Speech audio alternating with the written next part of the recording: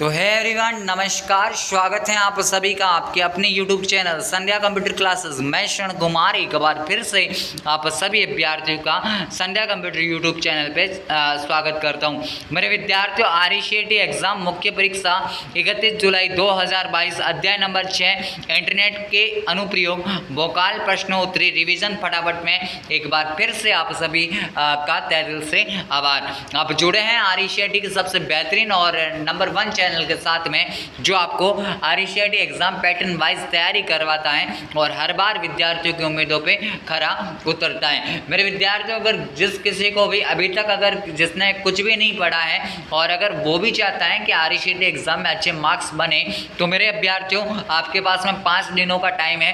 5 दिन आप इस चैनल को समर्पित कीजिएगा, फिर देखिएगा आपके रिजल्ट आपको बेहद ही शानदार आपको देखने को मिलेंगे। तो RCET रिवीजन फटाफट में एक बार फिर से स्वागत। आप हमसे रेगुलर कनेक्ट होने के लिए sandhya.computer.classes के नाम से हमें फॉलो करें इंस्टाग्राम पे, और PDF के लिए संध्या कंप्यूटर जो क्लासेस नाम से टेलीग्राम को ज्वाइन करें। बाकी यूट्यूब चैनल को सब्सक्राइब जरूर करें, वीडियो लाइक और शेयर जरूर करें। देखिएगा, इस छठे टॉपिक के अंदर आपको इंटरनेट के अनुप्रयोग के बारे में बताया जाएगा कि आपको किस किस टाइप से इंटरनेट के अनुप्रयोग किए जा सकते हैं, इंटरनेट के उपयोग कहाँ पे होते हैं, कैसे क्या करना होता है। तो मेरे विद्यार्थी देखिएगा, सबसे पहले आपके सामने जो नाम है ई-कॉमर्स। अब देखो, जो ई-कॉमर्स का मतलब होता है मेरे विद्यार्थी, वो आपका होता है इलेक्ट्रॉनिक कॉमर्स। क्या होता है? Electronic commerce. ये आप याद रखना है ना, इलेक्ट्रॉनिक कॉमर्स इसका पूरा नाम होता है। क्या होता है? Electronic commerce. सबसे पहला क्वेश्चन यही पूछा जाएगा कि ई कॉमर्स का पूरा नाम क्या है, तो इलेक्ट्रॉनिक कॉमर्स इसका पूरा नाम होता है। उसके बाद में आपसे पूछेगा कि ई कॉमर्स का इस्तेमाल किसके लिए किया जाता है, तो ऑनलाइन वस्तुओं को बेचने या खरीदने के लिए ई कॉमर्स का इस्तेमाल किया जाता है। उसके बाद में ई कॉमर्स के प्रकार, तो सर जो प्रकार होते हैं आपके B2C होता है, B2B होता है, C2B होता है और आपका C2C होता है। देखो, B का मतलब होता है बिजनेस। B का मतलब क्या होगा? बिजनेस होगा। और C का मतलब होगा कंज्यूमर होगा। क्या होगा? C का मतलब कंज्यूमर होता है, यानी business to consumer, business to business, consumer to business, consumer to consumer. ये इतनी सी बातें आपको पता होनी चाहिए, ताकि यहाँ से अगर एग्जामिन की अप्रोच होगी तो आपका क्वेश्चन गलत नहीं होगा। मेरी प्रबल इच्छा है कि आपको यहाँ से क्वेश्चन इस बार पूछा जाए। आगे की ओर बढ़ते हैं कि निम्न में से ई कॉमर्स का प्रकार नहीं है। तो मेरे विद्यार्थियों, अभी मैंने आपको बताया ना कि B2C होता है, B2B होता है, C2B होता है, सॉरी C2C होता है और C2B होता है। लेकिन जो आपको G2C दिख रहा है ना, ये तो आपके ई गवर्नेंस का प्रकार होता है। किसका होता है? E governance. ये अपन 7वें चैप्टर के अंदर पढ़ेंगे, लेकिन ये तीनों तो मैंने बताया ना, तो इतनी सी बातें आप सभी को पता होनी चाहिए। आगे की ओर बढ़ते हैं कि राजस्थान सरकार द्वारा चलित ई कॉमर्स वेबसाइट का उदाहरण कौन सा है। तो अगर आपसे बोले कि ई कॉमर्स वेबसाइट का उदाहरण कौन सा है जो राजस्थान सरकार की हो, तो मेरे विद्यार्थियों आपकी ई बाज़ार होती है। कौन सी होती है? ई बाज़ार, यानी कि एक ऑनलाइन शॉपिंग साइट है जो राजस्थान सरकार ने डेवलप की है। बाकी RPS से आपकी वैकेंसीज करवाती हैं, जो आपके सेकेंड ग्रेड, फर्स्ट ग्रेड के जो भी एग्ज़ाम है, SI है, RAS है, ये सारे एग्ज़ाम कौन करवाते हैं? आपके RPS से करवाती हैं, राजस्थान पब्लिक सर्विस कमीशन करवाता है। और जो राज ई ज्ञान है ना, ये एक राजस्थान सरकार का शैक्षणिक पोर्टल होता है। क्या होता है? राजस्थान सरकार का शैक्षणिक पोर्टल होता है। तो इतनी सी बातें आपको पता होनी चाहिए। आगे की ओर बढ़ते हैं कि निम्न में से ऑनलाइन शॉपिंग साइट नहीं है। क्या बोला है आपसे कि कौन सी नहीं है? तो देखिए, जो आपको ट्विटर दिख रहा है ना, ट्विटर आपकी सोशल नेटवर्किंग साइट होती है। कैसी होती है? सोशल नेटवर्किंग साइट होती है। कैसी होती है मेरे विद्यार्थियों? सोशल नेटवर्किंग साइट होती है, जिसका नाम क्या है? ट्विटर होता है। बाकी जो फ्लिपकार्ट है, स्नैपडील है, जबोंग है, अमेजॉन है, अमेजॉन, इसके अलावा जो है आपकी ये हो गई फ्लिपकार्ट हो गई, स्नैपडील हो गई, जबोंग हो गई, अमेजॉन है। तो ये सारे की सारी ये वाली है ना, ये आपकी किसकी है? ई कॉमर्स साइट होती है, ऑनलाइन शॉपिंग साइट होती है। जबकि जो ट्विटर है ना, ट्विटर आपकी सोशल नेटवर्किंग साइट होती है। ट्विटर से एक क्वेश्चन और आता है कि किसको माइक्रो ब्लॉगिंग बोला जाता है। तो ट्विटर को मेरे विद्यार्थियों क्या बोला जाता है? माइक्रो ब्लॉगिंग बोला जाता है। क्या बोला जाता है? माइक्रो ब्लॉगिंग बोला जाता है। सर माइक्रो ब्लॉगिंग क्यों बोला जाता है? क्योंकि ट्विटर में हम जो कुछ भी लिखते हैं वो हमारे ब्लॉग कहलाते हैं, और ब्लॉग बहुत छोटे छोटे ही लिखे जा सकते हैं ट्विटर के अंदर। उनकी कैपेसिटी मात्र 140 कैरेक्टर ही होती है, इसीलिए हम क्या बोलेंगे कि ट्विटर क्या होता है? माइक्रो ब्लॉगिंग साइट होती है। तो ये वाला जो आंसर है यहाँ से करेक्ट हो जाता है। आगे बढ़ते हैं अगले क्वेश्चन की ओर कि एक मंच जो आपस में समान रुचि, गतिविधियां, पृष्ठभूमि और वास्तविक जीवन को साझा करता है। तो मेरे विद्यार्थियों देखिएगा, एक ऐसा मंच जो आपस में समान रुचि, गतिविधियां, पृष्ठभूमि और वास्तविक जीवन को साझा करता है, तो इसको हम क्या बोलेंगे? सोशल नेटवर्किंग साइट बोलेंगे। यानी आप अपने दैनिक जीवन की जो कुछ भी आपके सामने घटनाएं घटित हो रही है, आप उसको जो है दूसरे व्यक्तियों के साथ में शेयर जिसके माध्यम से कर रहे हो, वो आपकी जितने भी साइट हैं आपकी क्या कहलाती है?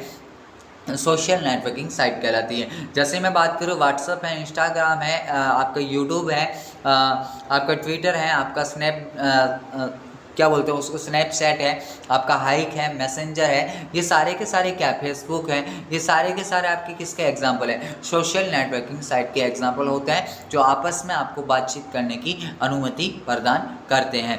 इसके अलावा जो आपकी ई कॉमर्स साइट है, इनका इस्तेमाल जो है व्यापार के लिए किया जाता है, वस्तुओं का लेन देन के लिए किया जाता है। ई कॉमर्स साइट मैंने बता दी है, अमेजॉन, फ्लिपकार्ट, स्नैपडील, जबोंग और पेटीएम, ये 5 आपकी क्या होती है? आपकी social networking site e commerce site होती है। जो आपकी पेटीएम है ना, पेटीएम आपका मोबाइल वॉलेट भी होता है और आपकी जो है ई कॉमर्स साइट भी होती है।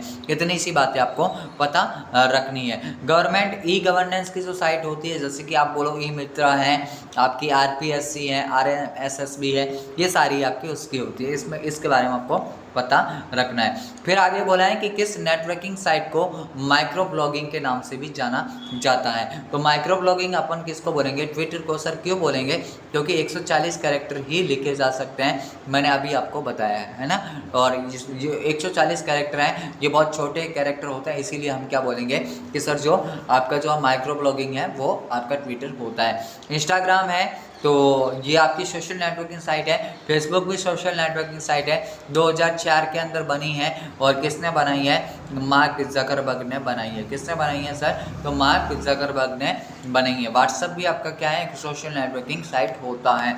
आगे बढ़ते हैं कि ई लर्निंग से जुड़ी संस्था नहीं है। अब देखो, ई लर्निंग का मतलब होता है कि आपको ऑनलाइन शिक्षा प्रदान करेगा। क्या करेगा?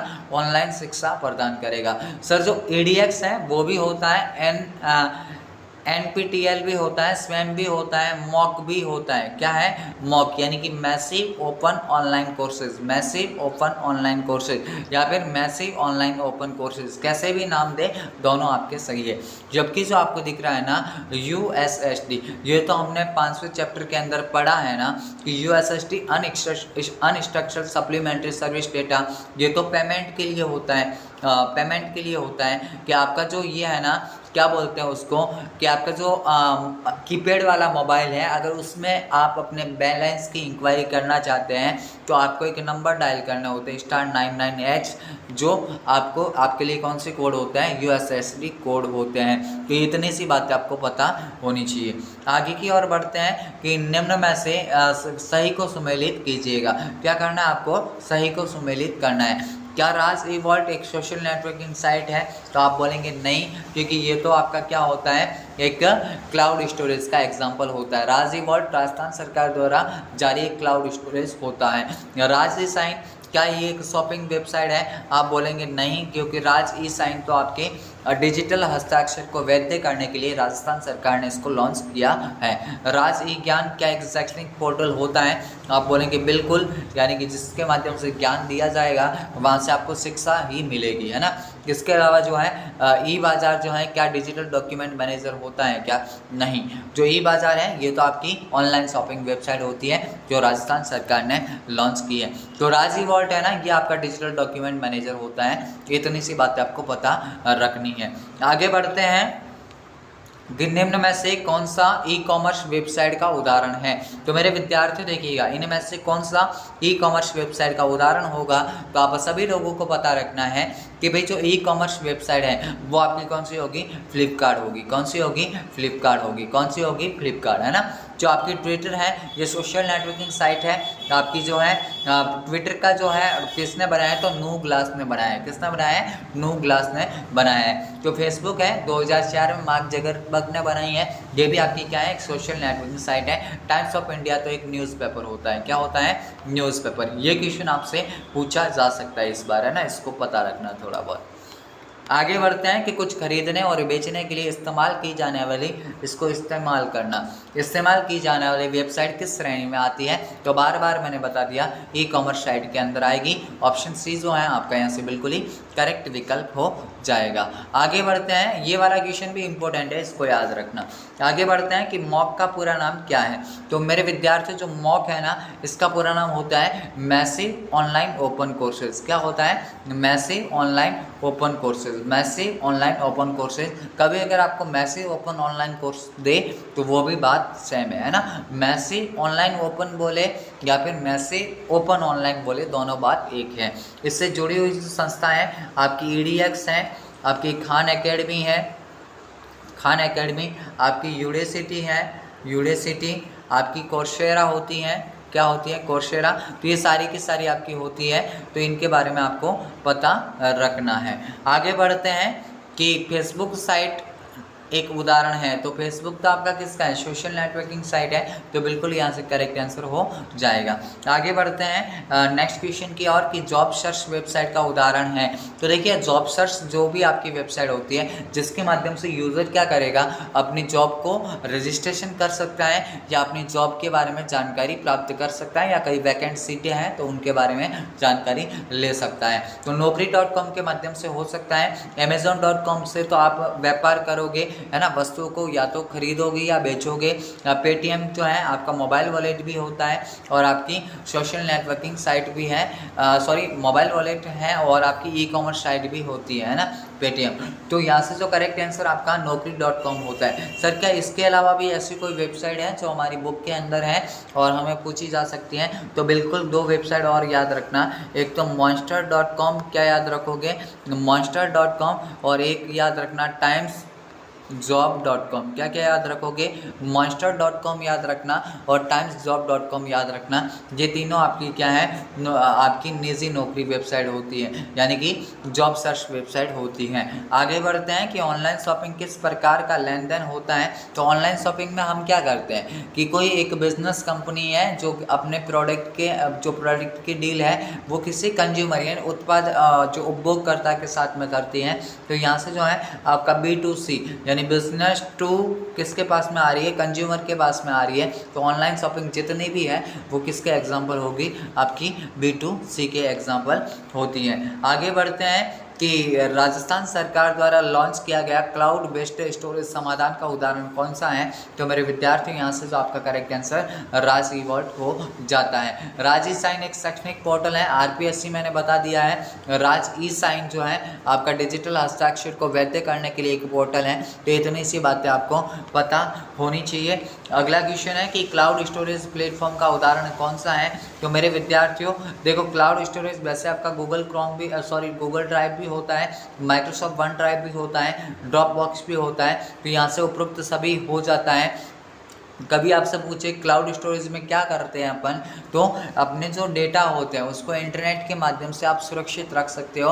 डिजिटल डॉक्यूमेंट मैनेजमेंट के रूप में इनका इस्तेमाल किया जाता है। इतनी सी बातें आप सभी अभ्यर्थियों को पता होनी चाहिए। अंत तक वीडियो देखने के लिए आप सभी का धन्यवाद। आप जुड़े थे RCET के सबसे नंबर 1 और बेहतरीन चैनल के साथ में जो आपको RCET पैटर्न वाइज तैयारी करवाता है। मेरे विद्यार्थियों, अभी भी अगर किसी स्टूडेंट को लगता है कि यार हमारी तैयारी अच्छी नहीं है और हमें क्या करना चाहिए, कैसे करें कि RCET एग्ज़ाम में हमारे भी अच्छे परसेंटेज बने, तो मेरे अभ्यर्थियों आप जो है 5 दिन रेगुलर इस प्लेटफॉर्म से जुड़िएगा और उसके बाद में एक बार एग्ज़ाम दीजिएगा। निश्चित ही 100% दावे के साथ बोलता हूँ कि आपको अच्छी सफलता इस बार मिलने वाली है और आप जो है RCET एग्ज़ाम में इस बार बेहतरीन अंक लाने वाले हैं। ये +6 ईयर से भी ऊपर का एक्सपीरियंस बोलता है कि आप आपको जो बातें बताई जाएगी वही आपको एग्ज़ाम में देखने को मिलेगी। तो ज़्यादा तो नहीं बोलूँगा, ज़्यादा तो उसी दिन बोलेंगे जब 31 तारीख को एग्ज़ाम में क्वेश्चन